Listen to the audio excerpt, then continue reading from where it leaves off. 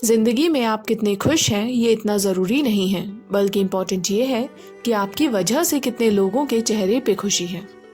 आज के युग में इंसान इतना स्वार्थी हो गया है कि बस वो अपने बारे में ही सोचता है। वो ये नहीं सोचता कि उसे दूसरों के बारे में भी सोचना चाहिए। मेरा मतलब है, अगर आप सामर्थ्यवान हैं तो आपको गरीबों की मदद करनी चाहिए। तो दोस्तों, मैं आज आप सबसे एक कहानी शेयर करना चाहती हूँ। एक मार्केट की फुटपाथ पर एक बुजुर्ग, जिसकी उम्र लगभग 70 से 80 के बीच की होगी, वो वहां बैठकर कुछ अंडे बेचा करता था। एक दिन उनकी तबीयत बहुत खराब थी, लेकिन फिर भी वो बुजुर्ग अपने ठिकाने पर बैठा ग्राहक का इंतजार कर रहा था।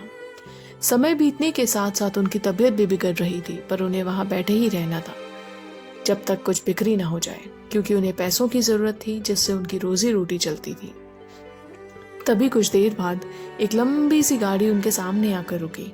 उसमें से एक दंपत्ति बाहर निकला, जो दिखने में काफी मॉडर्न लग रहे थे। वो उस बुजुर्ग आदमी के पास आकर खड़े हो गए और पूछने लगे, क्या रेट है इन अंडों का? बुजुर्ग ने बड़ी आशा भरी नजर से जवाब दिया, 7 रुपए का एक। वो दंपत्ति बोले कि 60 के 10 लोगे? ये सुनकर बुजुर्ग ने कुछ जवाब नहीं दिया।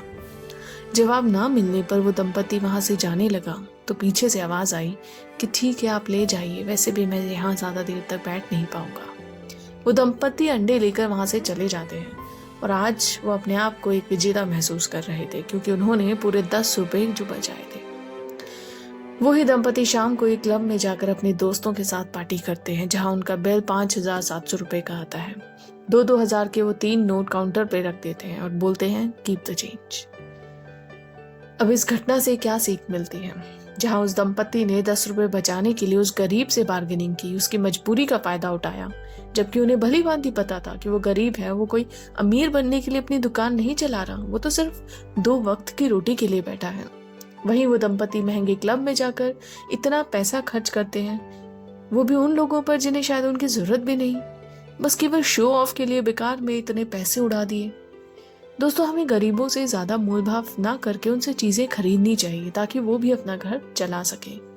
मैंने कई लोग ऐसे भी देखे हैं जिन्हें कोई चीजों की जरूरत नहीं भी होती, फिर भी वो गरीबों से खरीदते हैं।